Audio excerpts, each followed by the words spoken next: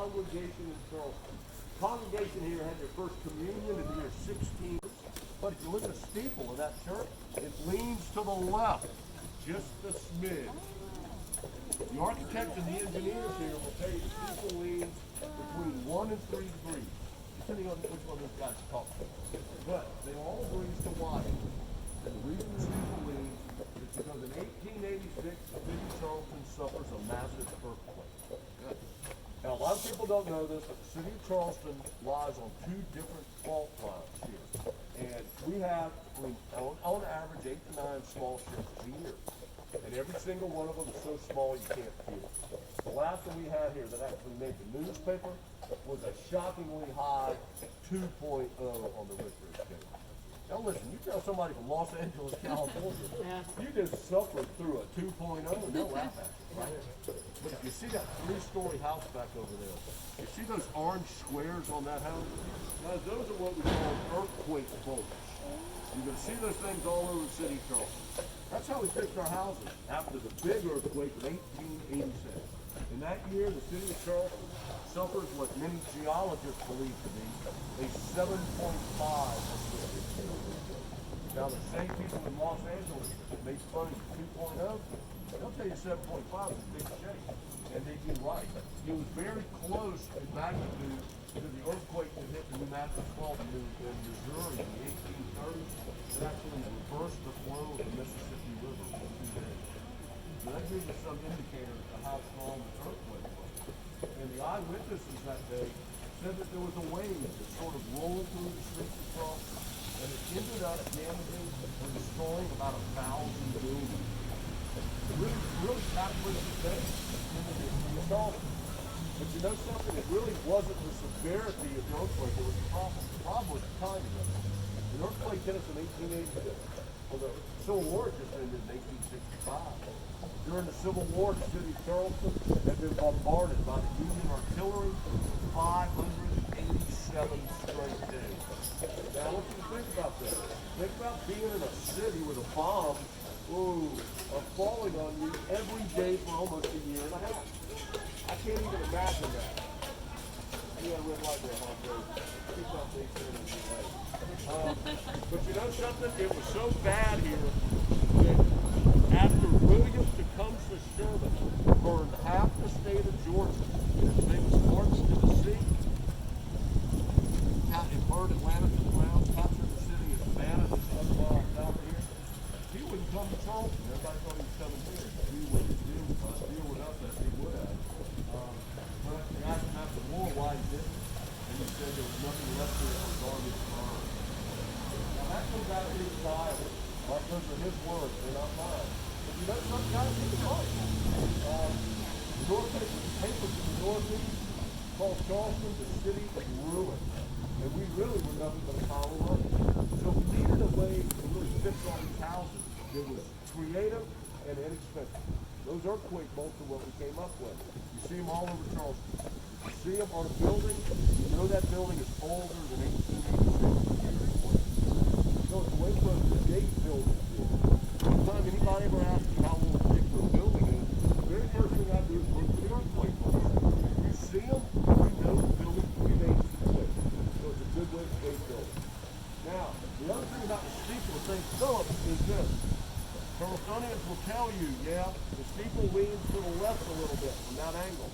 But in the same breath, they'll tell you the congregation of that church leans to the right. And listen, when they tell you that, they ain't lying to you. I promise. All right. Now, on our right, we got the Gibbs Art Gallery. This is not the Guggenheim, right? And this is not the Art Institute of Chicago either. But this is our little art gallery, and we're pretty proud of it. The thing they're known for is something called a portrait miniature. Back in the 1700s, it was very popular for a gentleman to carry around what looked like a pocket watch. When you open it up, it wasn't a watch. It had a hand-painted portrait of that gentleman's wife or his girlfriend. Never both of them. That would have been very bad. Even though he did have 2 pockets like this. Eventually he messed up. But there are hundreds of those things in there. And every single one of them is different because every radius is different. So we have Scranton or something like that, you check out the gift. A lot of good stuff out there. All right. Who likes fried green tomatoes? You're in luck. I love them. Southern Living Magazine says this little restaurant right here, Eli's Table, has the best fried green tomatoes in the country. So if you're a fan of the green tomato, check it out. I like my tomatoes red.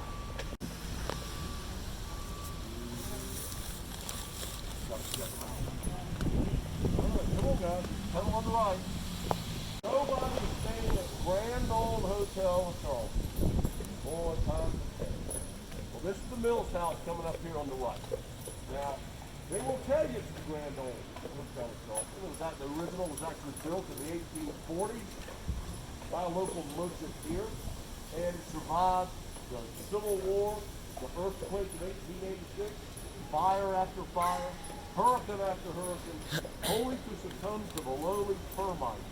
Grew up in the 1950s. This is not the original hotel. The original they tore down in the 1950s. The only original parts of it were out front and two of these window corners. But you know what? Now it's got Wi-Fi. All is well. Woo!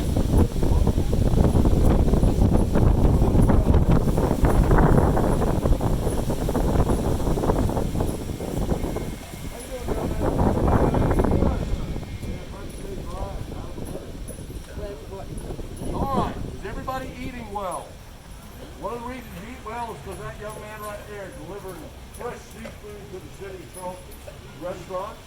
But right now, Charleston, South Carolina has got more James Dean award-winning chefs than any city in this country, other than New York City. It really is almost impossible to get a bad meal here. And three of the best restaurants in Charleston are right here. This is Coogan Fort, named after a dog by the name of Coogan.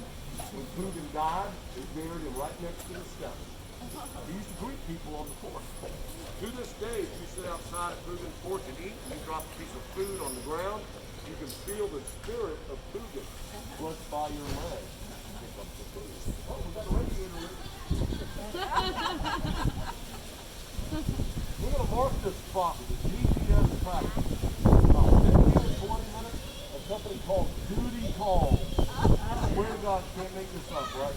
They'll be here, they'll spray this down, they'll be unlocked, they'll sanitize it, yeah, that's why we don't smell like that to the south of us. All right, you got Husk. Husk was the best new restaurant in all of America when it opened. Created by a celebrity chef by the name of Charleston. Probably still in the top 15 or 20, I don't know how to put it. But then you got one of my personal favorites up here, 82 Queen. 82 Queen has what I think is the best sheep crab soup in the city of Charleston. Now please, if you eat anything here, don't leave here without having a bowl of sheep crab soup. Actually invented here. That's what made it sheep crab. If it didn't have the eggs, they called it pea crab. Still to this day. Right? So check it out, really good. A little cereal on top of it, really good stuff.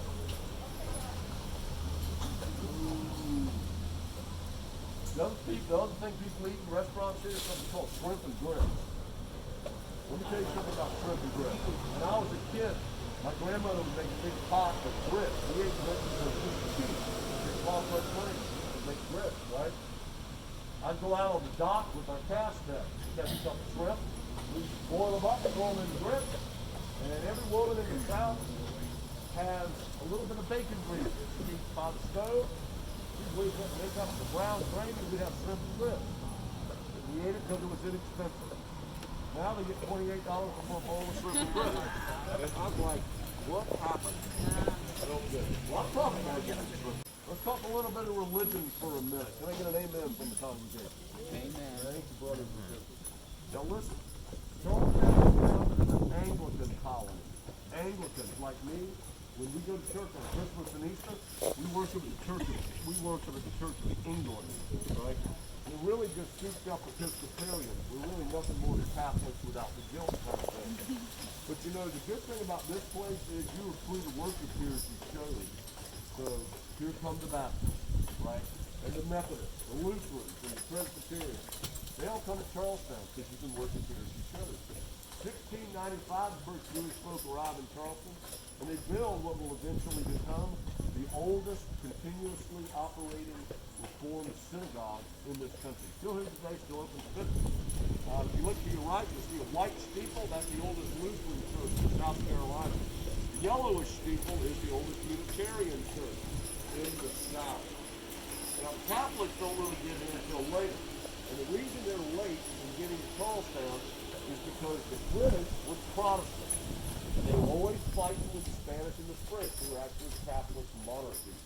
They eventually arrived here. They built their first church actually up on Hazel Street, which is right across from the street, from the Jewish synagogue. Whoa, but then they built this. Now, this is the Catholic Cathedral of St. John the Baptist. It's a Gothic style of architecture, but it is not the first church on this site. The first church here burned in a really big fire we had here in 1861. Now, we've had 5 of these so-called big fires here. And to me, a big fire is a fire that burns down at least 300 buildings. We've had 5 of them. It took us that many to realize we probably shouldn't be cooking over an open fire in a wooden house, right? Most people learn that after one fire, right? Not the obstinate, stubborn people who are Charlestonians, right? But the fire in 1861 was by far the worst. It started in an abandoned cotton warehouse over by the Big Red Barn. It spread across the peninsula of Charleston, blown by an easterly blowing wind. And when it got here, it burned this cathedral to the ground. Well, the big problem was that we got a bishop who was in charge of the diocese. He was 1 week late in mailing in the fire insurance payment. Now, I want you to think about that for a minute. We've all had bad days, right? But let me tell you something. When you're the bishop of the diocese and you wake up and see your church burned down and you look over on your desk and there's the check, that's a bad day, right? It was so bad, it wasn't until 2010, just 11 years ago, 149 years after the fire, that the steeple was put on that church. For years, this was the only Catholic cathedral in this entire country that didn't have a steeple. When I was a kid, we used to come to weddings here, and they would take $1 here, $2 there from everybody that came in the door. They put it in something they called the steeple fund.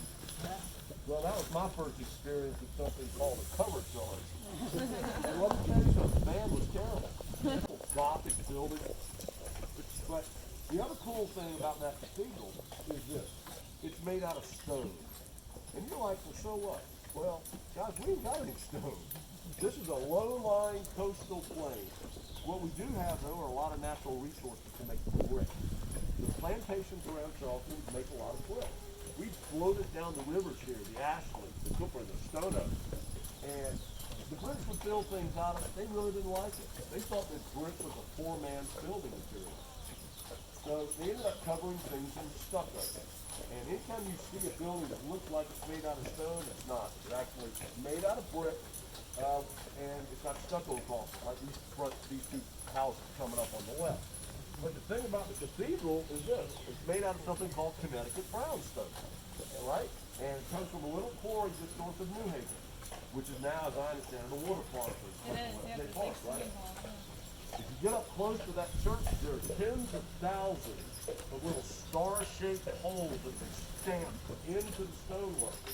And that is said to symbolize the covenant between God and Abraham. God told Abraham that his descendant would be as numerous as the stars in the sky. Really beautiful building. Anytime you get an opportunity to go to church in Charleston, don't miss that opportunity. Every single one of them is historic.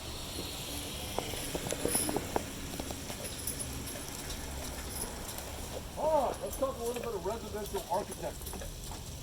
These houses that you see right here, these are what we call Charleston single houses. And this is the predominant architectural style of houses we see in Charleston. If you look, they're all 1 room wide. The skinny end faces the street, and it kind of goes back into the lot. And they all have these funny looking porches on the side of the house, right? What's up with that? Well, with the door that goes to the porch, right? Well, in Charleston, we don't call these porches. In Charleston, these are called piazzas. P-I-A-Z-Z-A, piazza or piazza. That is a fancy Italian word. You know what it means? Right. It's always good to have people speak Italian on the story. But if you notice, this is Queen Street. Queen Street is an east-west running street. You notice all the piazzas, they're all on the same side of the house, right? They all face to the west. If you're on a north-south street, like Franklin Street up here, they'll always face to the south or off to our left. And the reason for that is because it gets hot here. So we orient our houses this way so that the piazzas will face the prevailing sea breezes that blow here. For generations, people in this town have gone out on these piazzas late in the afternoon. And we sit out here and we cool ourselves off by breathing from the heat of the day. It was so common for people to do this in the early 1800s, there's actually a $5 fine in the city of Charleston if somebody caught you peeking around their piazza to see if they were there. Right? We did not want any of this piazza peeking going on. And the reason is because when you did that, you might just see somebody naked. Or worse, you might see somebody naked. Now, those of us who were born and raised in the South, boy, we know the difference in those words. Right? If you're naked, you don't have any clothes on. If you're naked, you don't have any clothes on and you're up to something. All right? So you can understand the significance of the fine. Today, there's no penalty for piazza peeking. You peek away all you want to. I'm not going to tell you what you might not see. But I think if I'd have been alive back then, I'd have been broke $5 at a time.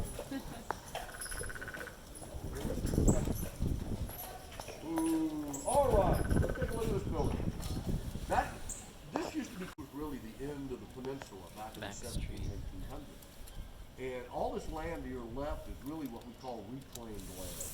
This used to be mill ponds and that would power lumber mills and sugar mills and rice mills. Over the course of the centuries, the city of Charleston reclaimed all of this land and they built these new houses on it. But right there on the corner, there was a sanitarium that could provide medical care for those who were mentally ill.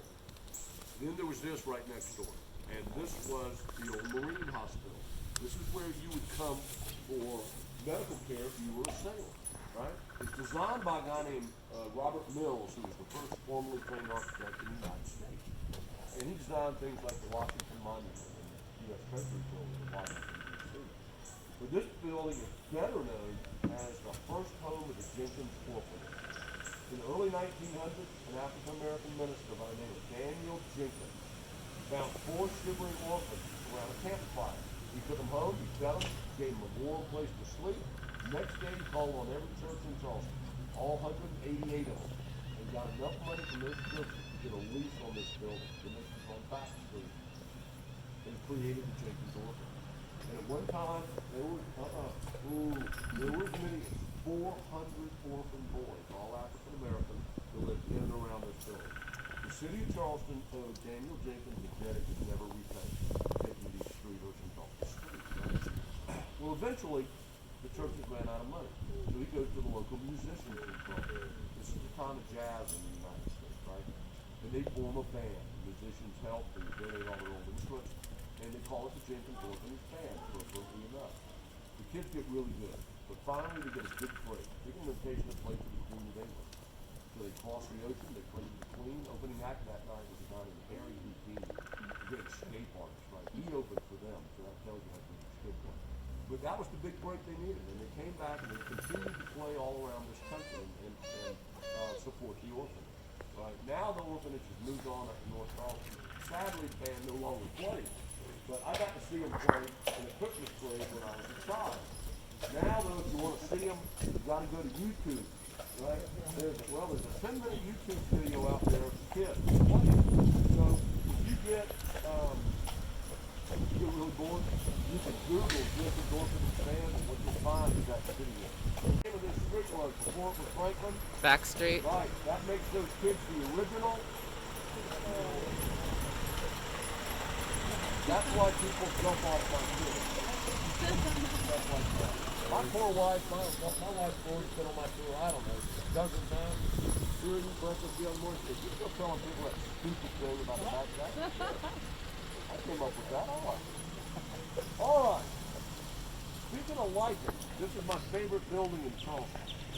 Guys, this is the old city of Charleston jail. This was our jail from 1803 to 1938. When this was the jail, it never had any running water, it never had any electricity. This was a nasty place. About 7,500 people died in this building, mainly from lack of hygiene. Whenever we would capture prisoners of war during the Civil War, this is where those Union soldiers were held. And those prisoners include members of the 54th Massachusetts, which was the first African-American unit in the United States Army. They had tents set up here where they kept those prisoners. This country's first known female serial killer, a woman by the name of Lavinia Fisher, and her husband John were imprisoned in this building.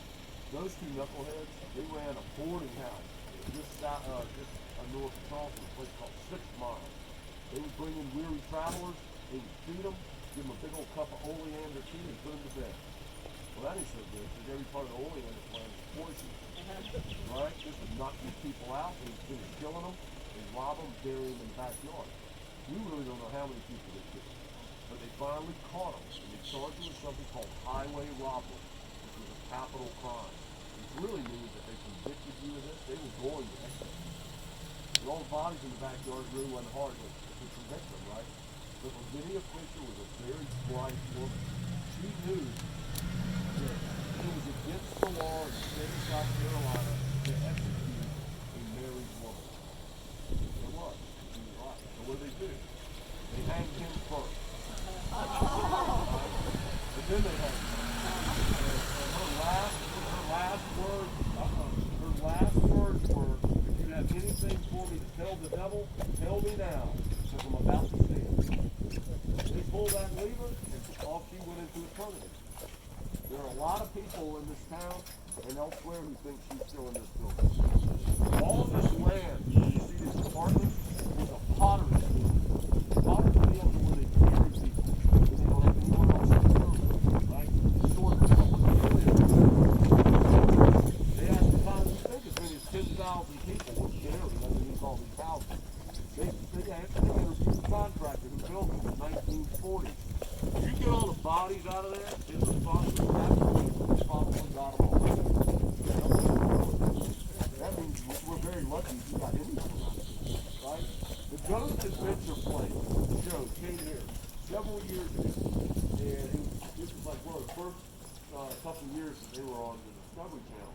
And they set up in this part of town, and they had all the roads blocked off and all this kind of stuff here.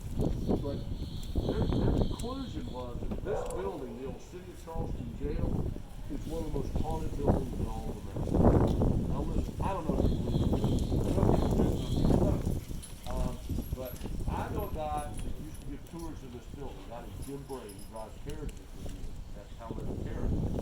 Jim took a group of people in here late in Boston wedding room. Hadn't been off her finger in years. Couldn't figure out how it got off her hand. Well, they found it the next day. It was sitting on a windowsill on the 3rd floor of this building, where she had not been, by the way. Like somebody had placed it there. They thought maybe, a tour guide found it. It happened more than a dozen times. Women would lose different articles of jewelry, earrings, necklaces, bracelets, and rings, only to find it the very next day on the same windowsill in the exact same place. They'll tell you, if you do a tour of this building, please don't bring the jewelry in here. They finally think they figured it out. There's some jewel thieves that were in prison here and died here. They're still here as well. A small company called Bulldog Tours has the exclusive right to go in here and give people tours. That's nice. Yes, sir. What window was it? It was on the back of the building. But let me tell you something. This is a creepy place. So if you like spooky stuff and you're a ghost chaser, or if you're just interested in really cool buildings, Bulldog Tours will take you in here. They do tours here every night. One of the most popular tours in Charleston. See these blue doors right here? I'm going to tell you about those in a second, so I don't want you to see them. But I want to tell you one more thing about the jail. The jail is for sale. Right? The guy who bought it from the city several years ago bought it with the idea that he was going to make an office building out of that building. Well, here's the thing. That is a historically significant building. You're not going to alter the outside of that building. The Board of Architectural Review and Preservation aren't going to do it. And now it's got running water and electricity on the inside, but it's going to, the last estimate I saw was going to be about $12 million to upgrade the interior of that building to bring it up to conformity with the International Building Code. But I always thought that building would make a great bed and breakfast. Right? Call it a bed and breakfast. Listen, there's an old jail in Boston, right? And they made it into a bed and breakfast, and it's really doing well. I had a guy tell me that the other day. Yeah. Right. Well, the thing is you have to serve a lot of blueberry food. All right. Let me tell you about none of that. Let me tell you about those blue doors. I paint those like the blue tape. That is something that we in Charleston call paint blue. And you see it all over the city of Charleston. You see it right here, the whole house painted paint blue. A hate is an evil spirit, or a ghost, or a demon. But something that goes bump in the night time. But that is a Gullah word. We still have a lot of Gullah people here. Down in Georgia, they call these people Geechees. But Gullahs are descendants of West African slaves. Those slaves were brought over here and put on these islands around Charleston, like Edinburgh and Guatemala, or the Sea Island cotton fields. The problem is there were no bridges to the island. So once they got on the island, the slaves became isolated. They couldn't get off the island. And this isolation led to the development of the Gullah culture, and the Gullah language, and their own spirituality. Anybody ever heard of a peanut called scuba? It's very common in the southern United States, right? Scuba bees. You all know what okra is. Vegetable okra actually comes from West African land, but the word okra comes from the Gullah dialect. And you guys all know the phrase kumbaya. Kumbaya is a Gullah phrase. And it means come by here in the Gullah language. Well, the Gullahs are spiritual people. And they believe in things that go called hate, who had, bad eyes. Well, the thing about all these evil spirits is they can't cross an open body of water. So we use that light blue paint you saw back there to symbolize water. And it keeps the evil spirits out of our house. And you will see it all over the city of Charleston. I'll tell you something. If I lived in that neighborhood, my whole house would be painted. Alright? But here's the thing. I told you about the 30 to 35 people that came to in Charleston, right? And a lot of times when people move to a new city, particularly one that is historic like Charleston, they don't take a lot of time to learn about the spirituality of a place. You know, we got a lot of stuff going on here. The Spanish and the French were both here before the British. You have the slave population here, the Native Americans, all these cultures come together here to form sort of a soup of spirituality. And, you know, a lot of people will tell you that the reason they paint the ceilings of their theology that color is to keep wasps from building nests on. They need around the retirement home right here. Some people will tell you they do that to keep it cooler. But listen, guys, I don't care about a wasp nest. You know, I can knock that down with a broomstick. And I really don't care about the heat because there's not much I can do about it. I'm kind of acclimated to it. What I do care about is evil spirits in my house. And that's why my ceilings of the Montiago. You'll see it all over the place. Christopher Meminger Elementary School. This has been an elementary school one way, shape, and form ever since the Civil War. They rebuild it every 25 or 30 years to modernize it for the children. But the last time they did it was 2013. And when they were redoing that playground, they found 500 pounds of loaded previous ordinance underneath the playground. Oh, it had been there since the Civil War. The kids had been playing on it all that time. Lucky somebody didn't get killed. But here's the thing. If you ever get a little wrong, you find one of two things. You find either a dead body or a cannonball. If you start digging and you find a dead body, you take that back to you wherever you came from. We don't want it. We got tons of those. But if you find a cannonball, don't mess with it. Probably still got black powder. All right, this building right here. The bottom floor of this building was used as a speakeasy during the days of Prohibition in the United States. The middle floor was a casino where you could play games with kids, right? The top floor, that was reserved for contracts of negotiated affection. You can figure that one out, I'm sure. But listen, during the days of Prohibition in the United States, it was illegal to sell alcohol, right? But every city of any size had something called a speakeasy. In Charleston was no different. We had a lot of them.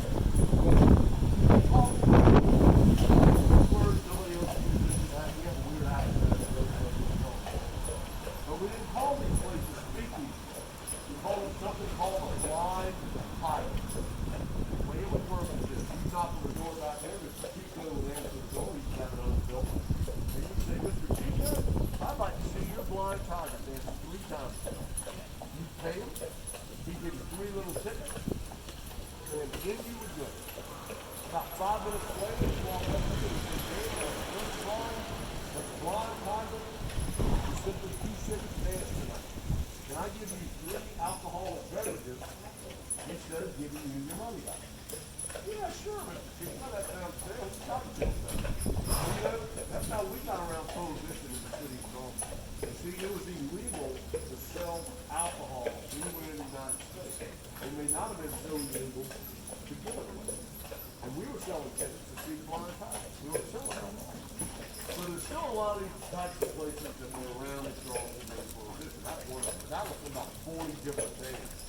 When we get back to the market, I'm going to show you what was the biggest and best known blind tiger in the city of Charleston, still open today in the same way. Anybody from Charleston Place? This is that big hotel right up here on the left. It covers a full city block. When I was a kid, this was a vacant field over here. And we would come over here and we'd play ball and stuff like that. But we had a progressively minded mayor back in the 1980s, a guy named Joe Riley. Joe was our mayor for 40 years here. And the city of Charleston owes him a lot. He did a lot for this city. But one of the things he did was got this hotel built. The people of Charleston initially did not want it. It's so out of scale for Charleston. It covers a full city block. But it took a lot of compromises between the developer of this hotel, the preservationists in Charleston, and Mayor Riley's office. When you get up here at this courtyard part, you're going to see the middle part of this hotel is 8 stories tall. These wings of it, they're only 4 stories tall. Well, therein lies the compromise. What you have to remember is you can't ever build anything in Charleston taller than the tallest church steeple, which is St. Matthew's Lutheran Church up on King Street.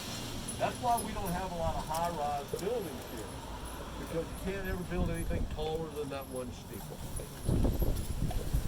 But the other thing about this hotel is if you look up there, you see earthquake bolts on it. Right? Listen, you guys know that building's not older than 1886.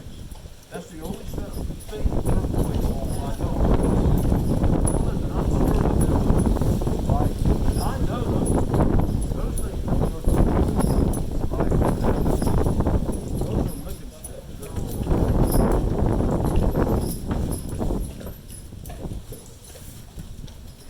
All right. Now, these are palmetto trees you see right here. These are not palm trees. This is the state tree of the state of South Carolina. It's on every little trinket or Tuesday or whatever you can buy anywhere in the state of South Carolina. All the way from Hilton Head up to the southeast border. And the reason it's our state tree is because there was a fort made out of the logs of these trees out on the southern end of Sullivan Island. And it was called Fort Sullivan back then. And in June of 1776, the British war fleet attacked that fort. But cannonballs from the British ship would simply bounce off the spongy wood. And the British fleet got defeated that day. That was the first decisive victory against the British in the War of American Independence. It happened right here. It also happened a week before the Declaration of Independence was signed. All right, straight ahead of us, got Market Hall.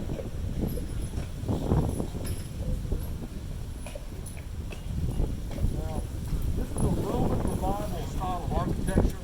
It's sort of, it was built to kind of look like a Roman temple, but built in the 1840s, and this is actually the start of the city of Market.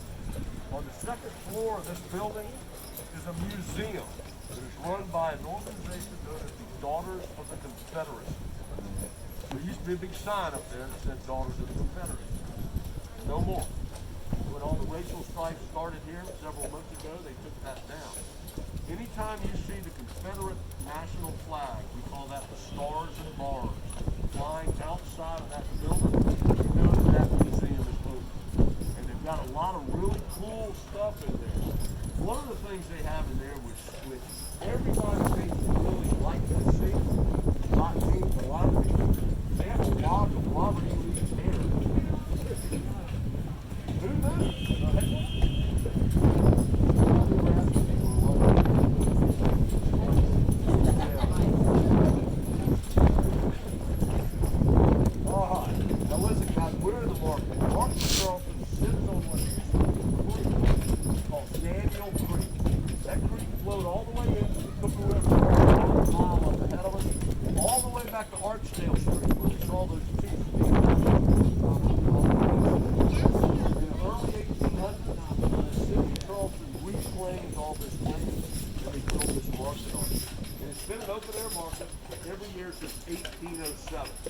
It's open 364 days a year, but it's closed on Christmas. So I always tell people, if you need something on Christmas, go to the market, go to Target. Now, some people will also call this the old slaves market. Anytime you hear the phrase slaves market, you have to keep in mind that there's absolutely no historical evidence that any slave was ever sold in this building. When you hear the phrase slaves market, that is the possessive use of the word slave. This is where they would come to sell things. This was their market. And they would sell things like poultry and fish and vegetables and fruit, sweetgrass baskets, handmade soap, all this kind of stuff. But I don't want to give you the idea that we didn't sell slaves in Charleston. We did. During the international slave trade, Charleston, South Carolina was the busiest slave port in the Western Hemisphere. Now think about that for a minute. If you wanted to buy or sell slaves, this is where you would come. The conservative number is a little north of 400,000 West Africans were brought into this country, sold into slavery through this city alone. And really what that means is that almost 43% of all of the African American citizens of our country can trace their ancestry back to Charleston, South Carolina. Now what you think about that's what's one out of two. That's a lot of people. And it includes people like former First Lady Michelle Obama and Civil Rights Leader Malcolm X. So a lot of people. All right. Now, I mentioned that the people in Charleston, two Charlestonians like me, we tend to talk a little funny, right? You've heard me use this word reclaimed land. Well, what is that? Well, we're actually sitting on reclaimed land. We're riding on reclaimed land right now. The two Charlestonians never ever use the word fill. So, we reclaim it from the water.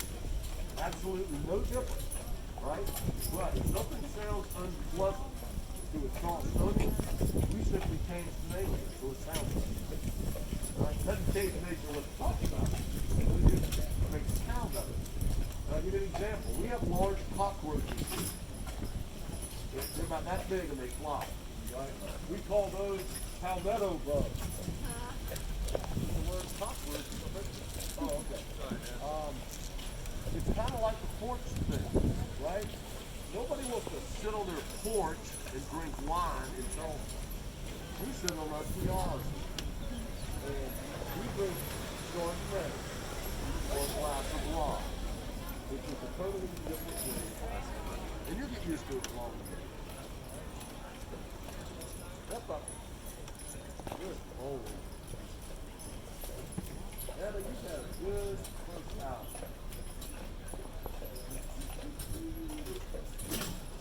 All right. Now, this little place right here on the corner, this is Henry's.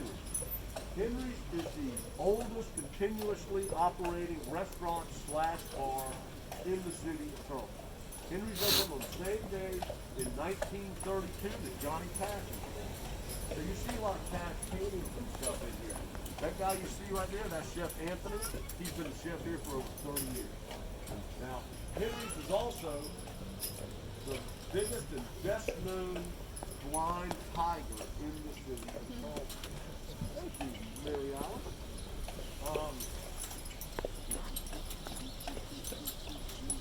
When Hurricane Hugo hit us in 1989, there was 6 feet of water in that building. And that tells you something about how low this area of Charleston is. This may be the only place in Charleston that's actually under sea level, below sea level. But Henry's has also got a rooftop deck up there, so you can be a little closer to the sun, if that's what you want. Look out over Charleston Market. And then there's this thing. That's what people do who eat booze pops. Right there. That shows you what they will do to you. Now, hey, can you do that dance again? Hey! Attaboy! Now listen, that is the only way that you can legally carry alcohol around the streets of Charleston. Because the mayor thinks that that's a food, not a beverage. He's lost his mind. He's totally forgot what happens to ice when it gets to be 95 degrees outside.